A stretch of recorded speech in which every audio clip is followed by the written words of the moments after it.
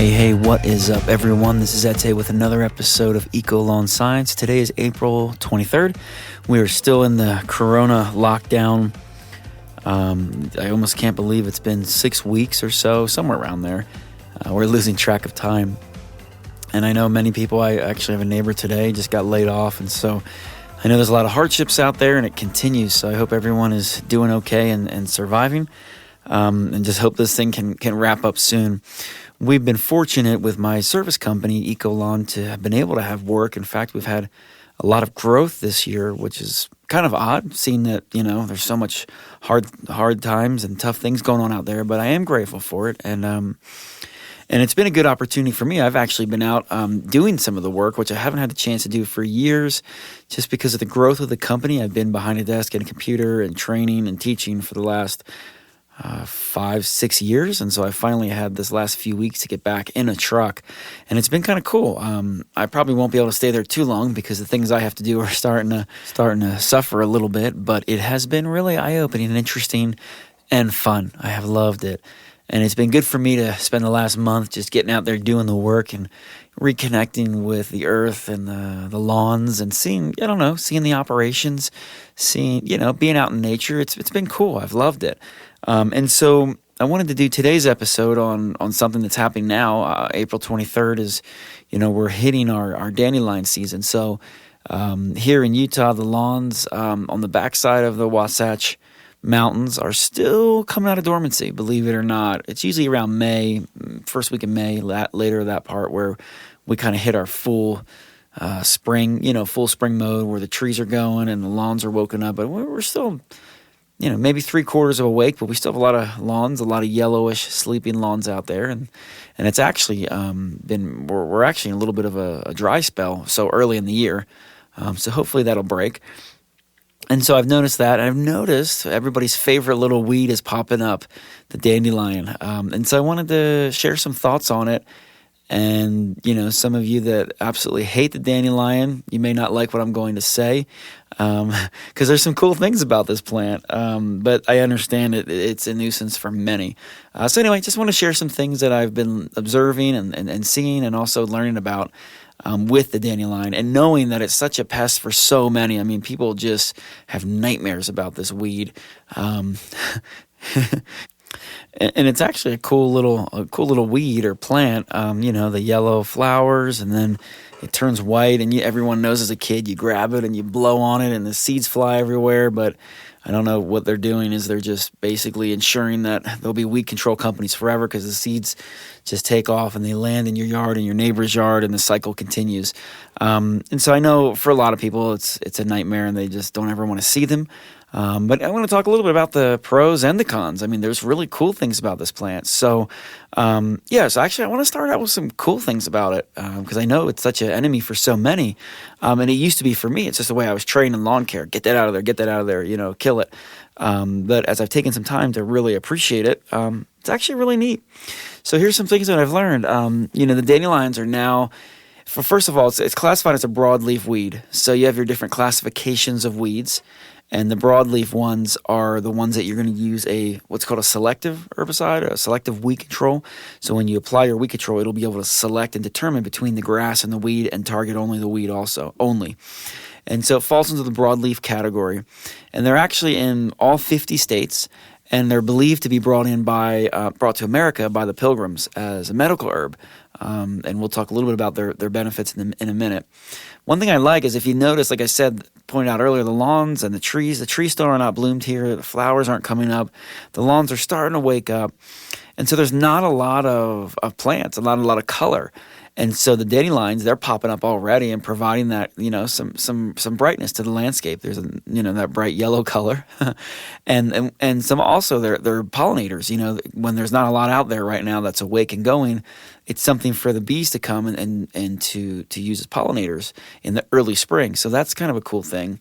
They also provide a lot of nectar for many different insects, and they encourage biodiversity in your local ecosystem, because they attract these bees and butterflies, moths and birds.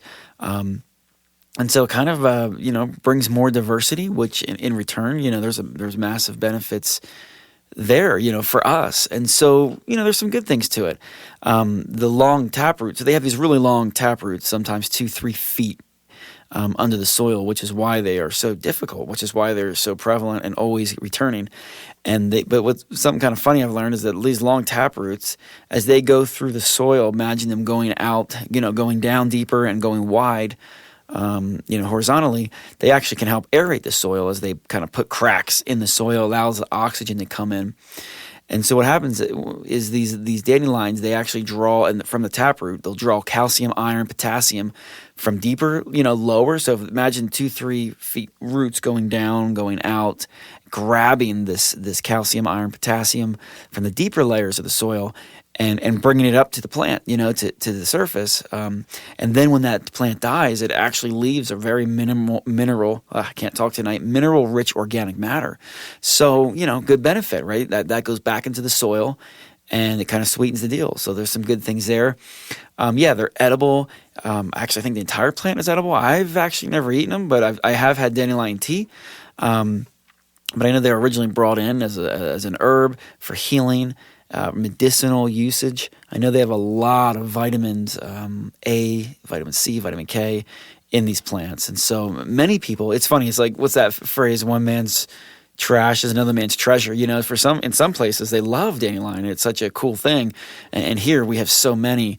We just want to get rid of them. We can't stand them. And I almost wonder, is there something, I don't know, maybe there's something we could do with them. I don't know. Maybe instead of just getting rid of them and killing them off, maybe we could find a way to collaborate and use the benefits of them. I don't know. Who knows? That might be a lot of work, for other people who may not have them around.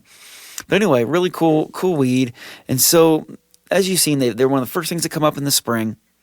Because of those deep tap roots, some of these plants can survive 5 to 10 years. Often what happens is people may, whether they pull them or mow them or cut them or spray them, they don't always get the taproot. And if you don't get the taproot, it will regenerate like this following fall. You will see more heads come off of it. So you've got to get that root out, or it will reflower in the fall. Each head can have about 100 seeds. So picture that, right? If you have 100 dandelions with 100 seeds, you let it go, and you're gonna have a dandelion farm very quickly within a couple years. As far as if you do want to get rid of them, I like fall is one of my favorite times to kill them. A lot of people spray them when they see the yellow, but that's really too late because it's already opened up. It's already beginning the seed process.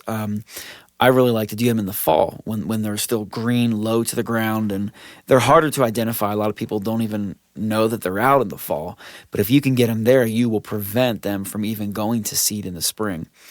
And so I think one of the most effective times is just when that rosette, when it first starts, the green part pops up, just a quick little spray or a pull, and you can save yourself a lot of headache in the spring. And I know some people put down a pre-emergent in the fall for that reason. So often that is overlooked, the fall weed control benefit. As far as what kind of spray you're going to use, it's really going to determine, if you've heard my show before, I talk about different products. It determines what you're looking to do and what your stance is. But, if you're looking for a traditional, any product with a 2,4-D is going with a very little amount, maybe an ounce, 2 ounces a gallon, the most is gonna fry those up, take care of those really well. You can also, I like the Fiesta weed control, which is more of a natural one. It's not fully organic, but it's made from iron, just basically minerals, and that does a great job. You've got to go a little heavier, about 5 ounces per gallon, and you've got to make sure that you get the pH dialed in just right. A lower pH of like 6 in your mix as you apply that to get a good result. But yeah, there's also the Civitas or Civitas. I still don't know how to say it, even though I've brought it in. I just never heard anybody say it. That's a good product. It's going to have a very minimal amount of 2,4-D, a minute amount, and it works great. And so different products out there for you to use. You can use weed pullers, which are great. Just make sure you get the taproot. So they have some weed pullers that you put down, and as you pull and you twist it, it'll just get that whole root out. And so obviously when the ground's a little softer, a little more moist, you're going to have a better result, a better chance of getting that taproot out of the ground. And so, yeah, the key is just getting ahead of it before they flower. As soon as you see them, and it's more of just staying on top of it. And if you do it that way, you don't have to come in and use a lot of spray or whatever you do. It's very minimal if it's more of a maintenance thing. A few other things that are helpful on more of a maintenance side are, again, thicken your lawn. If you have a lawn that's just really got good thick turf, there's less places for the weed seeds to germinate. So that's helpful. So that can be done by, proper watering, fertilization, and proper mowing. And then also raise your blades when you mow. Mowing low and really getting down there is really going to encourage them and not help to minimize your dandelion problem. So I would say, definitely raise your blades up. Overall, there's a lot of different points. I know right now there's a lot of people coming out and say, hey, leave the dandelions. We need the dandelions. And I can see that side. I also know that a lot of people work hard, and it's almost this thing when they have a nice green lawn and landscape and these bright yellow weeds, it drives them nuts. And I understand that too. So, and of course there's the whole battle where maybe you'll have some great lawns in your neighborhood, and then maybe you are the person that has more of a natural look, and the neighbors are upset because they're blowing into your lawn, and so there's all that too. So dandelions this one weed causes quite a bit of strife in our country. But yeah, overall, I love it in the spring driving by a field of dandelions. I think it's really pretty. It's just vibrant. I love the way it looks. But yeah, it definitely can be a nuisance in the landscape. So if you are going to spray, please just spray early and spot treat. You don't have to blanket your whole lawn. Get them before they seed. That's my biggest desire really for everyone is I see so many people spraying post once they've seeded. And we get it all the time. I get people call me, come spray the weeds. And I understand that because they don't understand the cycle. But I just know, man, if you had gotten this 2 or 3 weeks ago, or if you have focused on this in the fall, we could have prevented this. And, we're spraying a weed that's already on its way out. Just be mindful of how you treat it. And yeah, maybe one day we'll find a great way to recycle the dandelions, to get them out of your lawn and take them to where we could use them, or I don't know, find a great way to turn them into something good and useful. So anyway, just some thoughts on dandelions, but they're coming. I've seen them start in Heber Midway. They started about 5-6 days ago. In Salt Lake, Utah County area, they started about 2 weeks ago. In Park City, they'll probably just begin, I would say, by the 1st of May. So get ready. It's dandelion season, and have fun with it.